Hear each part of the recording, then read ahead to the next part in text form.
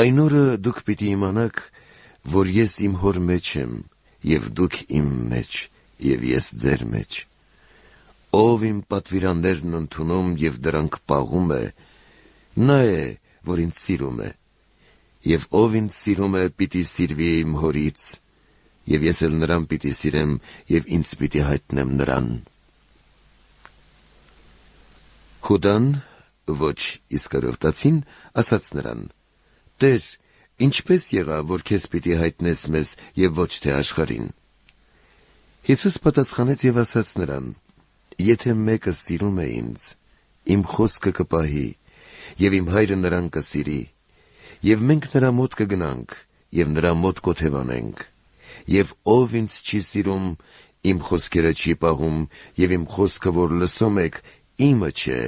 այլ Հորը, որ ինձ ուղարկեց։ Այս բաները